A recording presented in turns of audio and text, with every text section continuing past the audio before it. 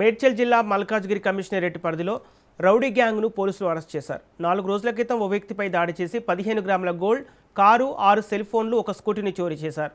బాధితుడి ఫిర్యాదుతో రంగంలోకి దిగిన పోలీసులు 4 రోజుల్లో కేసులు ఛేదించారు. 7 నిందితుల్లో ఒకరు తప్పించుకోగా 6గురిని అదుపులోకి తీసుకొని రిమాండ్కు తరలించామని డీసీసీ శ్రీధర్ అన్నారు.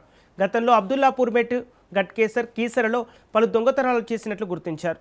పట్టుబడ్డ నిందితులు అందరూ వరంగల్ ప్రాంతానికి చెందిన ఓ ముఠా యాప్ ద్వారా పరిచయం చేసుకొని వ్యక్తులను టార్గెట్ చేస్తూ దోచుకుంటున్నారు.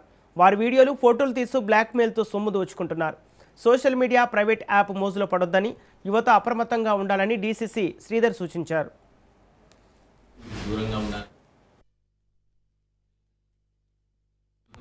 అప్లికేషన్లు కావచ్చు, విస్తృతమైనటువంటి ప్లాట్ఫామ్లు కావచ్చు అందుబాటులో ఉన్నాయి.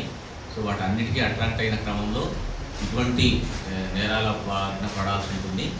ప్రత్యేకించి అందరూ గుర్తుంచుకోవాల్సిన అంశం ఏంటంటే, ఇటీవల కాలంలో మాకు రిజిస్టర్ అవుతున్నటువంటి మహిళలకు సంబంధించిన రేప్ కేసులలో కూడా ఎవరైతే నిందితులు ఉంటారో ఇటువంటి సెక్సువల్ రిలేషన్ వీడియో తీసుకొని అప్పుడు మాత్రమే వాళ్ళ దగ్గర